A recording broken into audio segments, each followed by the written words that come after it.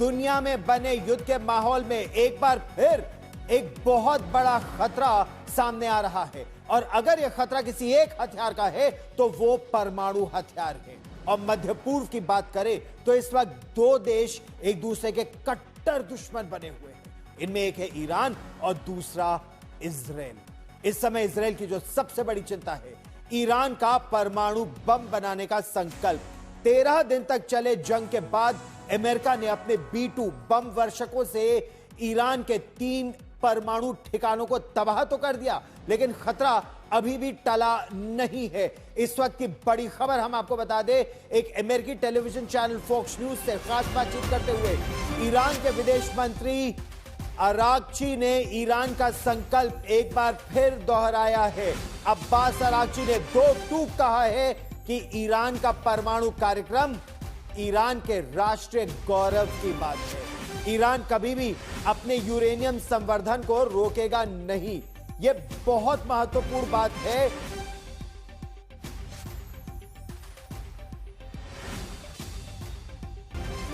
दरअसल अगर हम आपको इस समय की स्थिति दिखाएं तो अमेरिका के राष्ट्रपति डोनाल्ड ट्रंप ने क्या कहा है, सबसे पहले हम आपको वो भी सुनवाएंगे। पहला बयान ईरान के विदेश मंत्री अब्बास अरागची का आया। उन्होंने दो टूक कहा कि ईरान यूरेनियम का इनरिचमेंट यानी यूरेनियम का जो संवर्धन है वो कभी नहीं छोड़ेगा, वो छोड़ ही नहीं सकता, क्योंकि ये ईरान के वैज्ञानिकों की एक बड़ी उपलब्धि है और उपलब्धि से ज्यादा ये ईरान की प्रतिष्ठा का प्रश्न है। ईरान के लिए ये राष्ट्रीय गौरव की बात है। दूसरी तरफ अमेरिका के राष्ट्रपति डोनाल्ड ट्रंप ने अपनी ही पीठ एक बार फिर थपथपाते हुए कहा है कि ईरान के परमाणु ठिकानों को अमेरिका के B-2 बम वर्षकों ने भारी नुकसान पहुंचाया है। उन्होंने सही काम किया है। यह भी उन्होंने साफ तौर पर कहा है कि इसके बाद अगर जरूरी हुआ तो ऐसे हमले वो एक बार फिर कहेंगे। यानी ईरान को लेकर अमेरिका ने एक बड़ी चेतावनी एक बार फिर दे दी है। लेकिन आप ध्यान से देखिए एक बात को, ना अमेरिका पीछे हट रहा है ना ईरान पीछे हट रहा है। देखिए ये रिपोर्ट।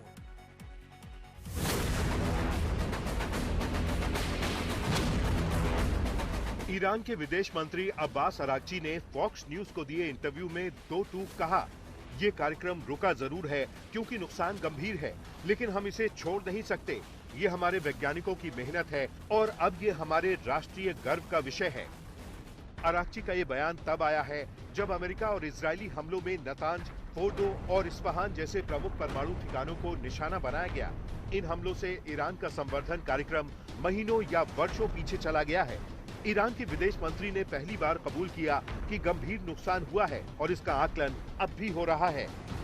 नुकसान के बाद सबसे बड़ा सवाल यही उठा कि इन ठिकानों में पहले से मौजूद संवर्धित यूरेनियम का क्या हुआ, क्योंकि IAEA की पहुंच इन ठिकानों पर नहीं है, लिहाजा सस्पेंस और गहरा गया।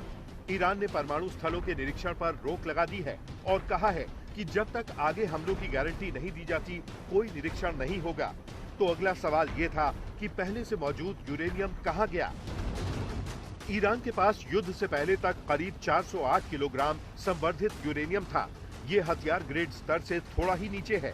अमेरिका, इजराइल और यूरोपीय देश चिंतित हैं कि ये सैन्य उपयोग की दिशा में एक खतरनाक कदम हो सकता है।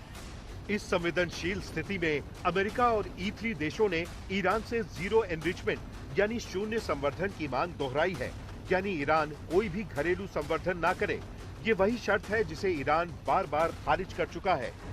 अरागची ने साफ कहा, हमने यूरेनियम को 60% तक संवर्धित किया था, जो एटम बम बनाने के 90% से बहुत दूर था, और अब अगर परमाणु समझौता हो जाता है तो हम इसे 5% संवर्धन तक ले जा सकते हैं।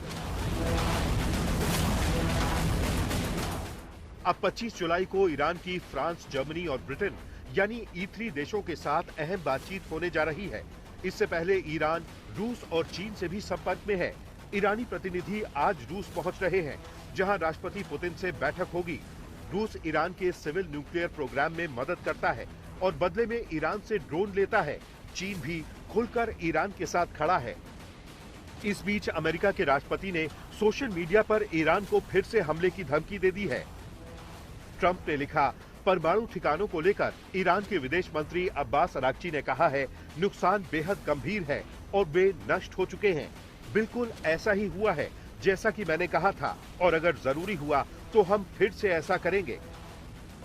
हालांकि अमेरिका ने एक प्रस्ताव रखा है जिसमें ईरान को 30 अरब डॉलर की आर्थिक मदद और प्रतिबंधों में छूट का वादा किया है अगर वो क्षेत्रीय संवर्धन कंसोर्टियम में शामिल हो जाता है, जिसमें यूएई, सऊदी अरब जैसे देश शामिल हैं।